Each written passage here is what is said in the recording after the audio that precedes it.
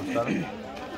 ఈ రోజున ఏలూరు నియోజకవర్గంలో 32వ డివిజన్ అమీనాపేట ఏరియాలో ఈ రోజున ప్రజా సమస్యలపై జనసేన పోరుబాటు కార్యక్రమాన్ని కొనసాగిస్తూ ఉన్నాం. ఎక్కడికి వెళ్ళా కానీ సమస్యలు వలయంగా ఉంది. ప్రజలందరూ కూడా ముత్తకండంతో ఒకటే చెప్తూ ఉన్నారు.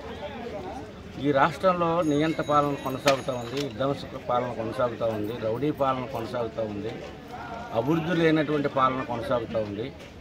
ఇట్లాంటి పాలన ఈ రాష్ట్ర ప్రజానికానికి హానికరం అని చెప్పేసి ఎప్పుడైతే ఎలక్షన్ వస్తుందో ఈ యొక్క ప్రభుత్వాన్ని మార్చడానికి సంసిద్ధంగా మేమంతా ఉన్నామని చెప్పేసి ప్రజలు చెప్తూ ఉన్నారు. కొన్ని ఏరియాల్లో చూస్తే అనేక కుంటు సాకులు చెప్పి ఇచ్చేటువంటి పెన్షన్స్ కానీ, లేకపోతే కరెంటు బిల్లులు వాళ్ళే పెంచి కరెంటు బిల్లు సాకు చెప్పి పెన్షన్స్ కట్ చేయటం కానీ, ఈ రకమైనటువంటి విధానాలు కొనసాగుతున్నాయని చెప్పి చెప్తా ఉన్నాం.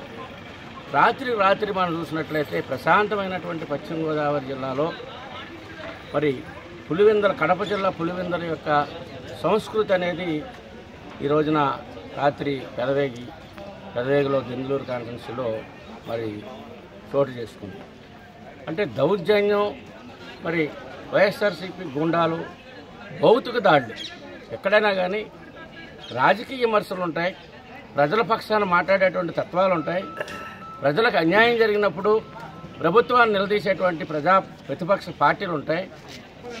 ప్రశ్నించేటువంటి పార్టీలపైన, మీరు తప్పు చేస్తూ ఉన్నారని అడిగేటువంటి పార్టీలపైన భౌతిక దాడులు అంటే మర్డర్లు.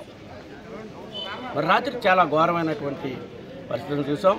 ఇట్లాంటి పరిపాలన రాష్ట్ర ప్రజానీకం కోరుకుంటలేదు. ఈ యొక్క గూండా చర్యలని ప్రజలందరూ కూడా ప్రతిఘటించడానికి, ఓటు రూపంలో ప్రతిఘటించడానికి సిద్ధంగా ఉన్నారు. రాత్రి జరిగినటువంటి పెదవేగిలో జరిగినటువంటి ఘటనని మేము తీవ్రంగా ఖండిస్తూ ఉన్నాం. ఎందుకంటే అక్కడ ఒక డెంటల్ డాక్టర్, పశుపతి మధు అనేటువంటి ఒక డెంటల్ డాక్టర్ సౌమ్యుడు, ఎవరి జోలికి పోడు, అతనికి రెండు వైపులా అసలు కొల్ల పొడిచేసి సాగు బతుకుల్లో ఈ రోజున హాస్పిటల్లో ఉన్నాడు. తాతా సత్యనారాయణ అతను చాలా కూల్గా ఉండేటువంటి వ్యక్తులు. అట్లాంటి వ్యక్తులపైన మీరు తప్పు చేస్తున్నారని చెప్పేసి అంటే మరి వైసీపీ గుండాలు మరి 100-150 మంది వారిపైన దాడి చేసి ప్రాణ అపాయ స్థితిలో ఈ రోజున హాస్పిటల్ ఉన్నారు.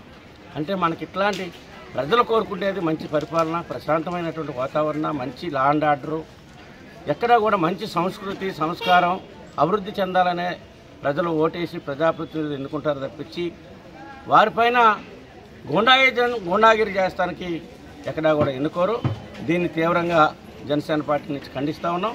ఇట్లాంటి చర్యలను మానుకోవాలని రాష్ట్ర ప్రభుత్వాన్ని హెచ్చరిస్తూ ఉన్నాం. మరి స్థానికంగా ఉన్నటువంటి శాసనసభ్యులు చూస్తే ఎక్కడా కూడా సమస్యలు, అన్ని ఏరియాలో కూడా డ్రైనేజీ సమస్య, ఇటువంటి శానిటరీ సమస్య, అన్నీ కూడా సరైనటువంటి వాటర్ ఇవ్వలేనటువంటి సమస్య ఇవన్నీ కూడా ఉన్నాయి. అందుకని ఏంటంటే ఇట్లాంటి ప్రభుత్వాన్ని పారదోలటానికి ప్రజలు సిద్ధంగా ఉన్నారు. జనసేన పార్టీ ప్రజల పక్షాన్ని పోరాటం చేస్తూనే ఉంటుంది.